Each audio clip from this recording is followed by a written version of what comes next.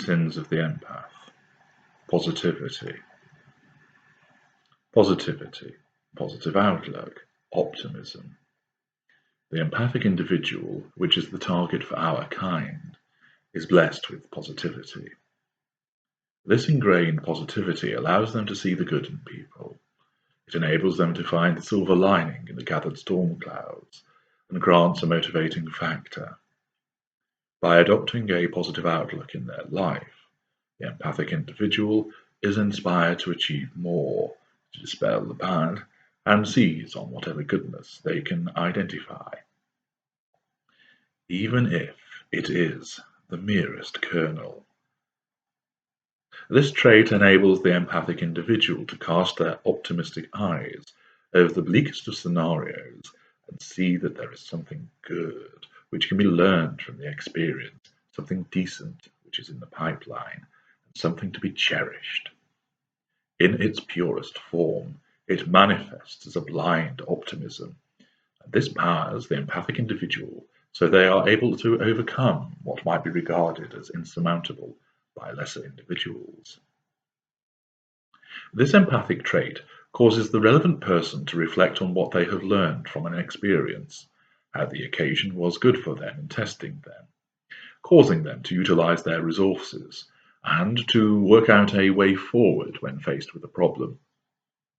Whilst a normal individual might bemoan the situation that has befallen them, and indeed our kind would address it by blaming everybody else and leaving them to pick up the pieces, the empathic individual's innate positivity causes them to see an opportunity. They see the chance to enrich their own experience, to grow as a person, and to demonstrate that with positive thought, positive action, and positive attitude, no problem is too great, no issue is incapable of resolution, no setback is forever. Whilst being imbued with this sense of positivity allows an empathic individual to demonstrate fortitude, pragmatism, and optimism in their lives, and thus they bring with them the capacity to enrich the lives of others, the trait of positivity also generates problems when dealing with our kind. The positivity invariably blinds the empathic person to what they are actually dealing with. The false positivity, which we radiated through our love bombing and the golden period, convinces the empathic person that we are indeed a good person. Thus, when the monster appears during devaluation, rather than see it for what it is, the manipulations and machinations of a twisted and abusive person, the positive empath strives to harness the good which once existed again. This creates a near indefatigable spirit, which in turn causes the empathic person to remain in our grip for far longer than is good for them. Naturally, this is of no concern to us, since we want you to remain in our grip. We want you bound to us, and your unrelenting belief that the goodness that you have seen can be brought to the fore again is a weakness of this positivity, and invariably puts you at risk. When others would retreat in the face of the eroding and savage manipulations, the empathic individual remains positive. Not only do they wish to sweep away the darkness and find the good in us once again, they regard it as a test of their resolve, and therefore increase their positive outlook in order to cater with the slings and arrows which are sent their way. This positivity lends itself to the making of excuses. Rather than realize that they have been entangled by a deceitful, manipulative abuser, the empathic individual will look to environmental factors, such as the fact that we are tired, stressed, or overworked, since that must be what it is that is clouding our innate and once seen inner goodness. If those external factors continue to fail to explain our behaviors, the empathic individual will become introspective and consider that the problem has arisen as a consequence of some failing on their part. They consider that they have not shown us enough love, not asked us how our days have gone, not been supportive enough when we have faced a challenge, not cooked our steak correctly, and ever more trivial and meaningless excuses, which are trotted out in order to maintain a positive outlook and not give in. By adopting positivity, the empathic individual places stock in the fact that with the right effort and application, things will be worked out, and once more will be good again. When a respite period is granted by us during the devaluation, the empathic individual will seize on this as evidence of how their positive outlook has reaped rewards. By hanging in there, never giving up, and remaining upbeat, they have allowed their positivity to shine through, and this has saved the day. Once again, however, this dedication to remaining positive has caused the empathic person to fail to notice that this is all part of the ongoing manipulation, and is just a brief and passing restoration of the illusion that is the golden period, and is done to exploit this belief in remaining positive. Positivity causes the empath to misguidedly believe that we can be fixed and healed.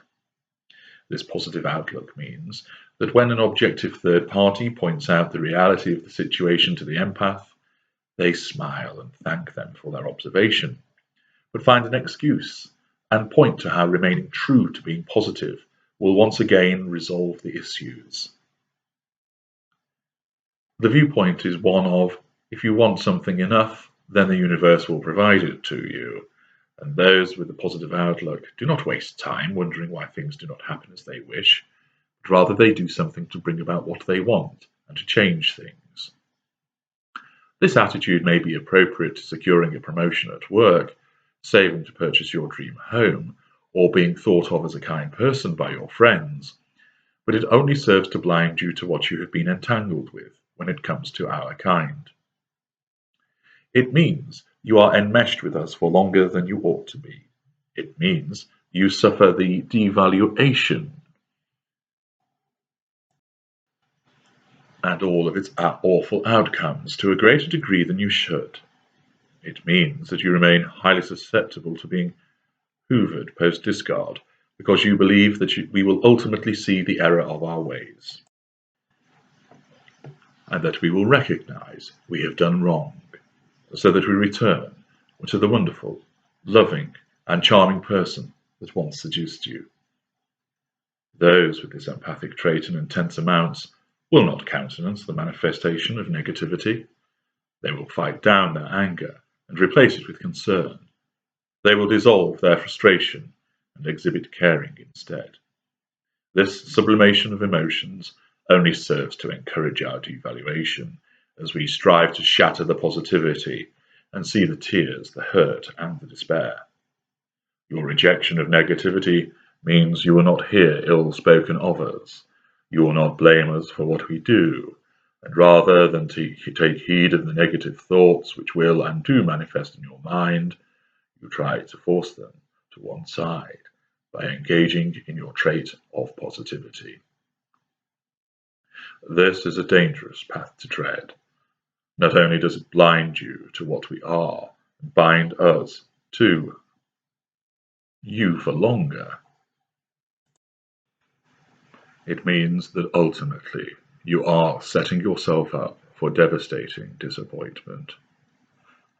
When the full force of our machinations have been unleashed against you, and your considerable coping abilities have been stretched beyond endurance, once this all comes crashing down, the height from which you maintained your positivity means that your fall is all the harder, longful, and more painful.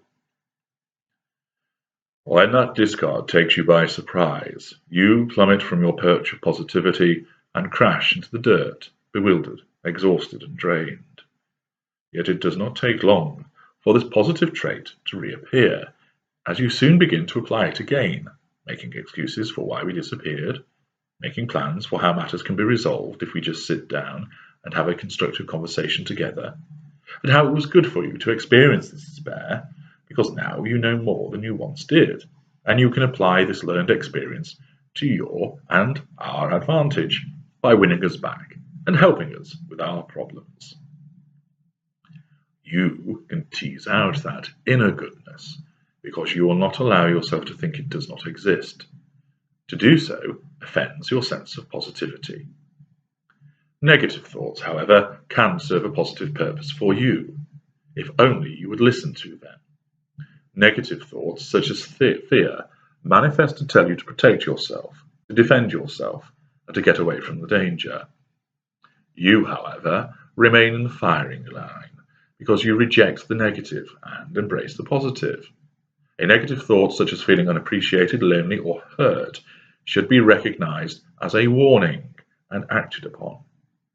However, the strength of your positivity will invariably override this until it is too late. Indeed, there are those whose degree of positivity is so great that they have become deluded as to what we are and how dangerous we are to you.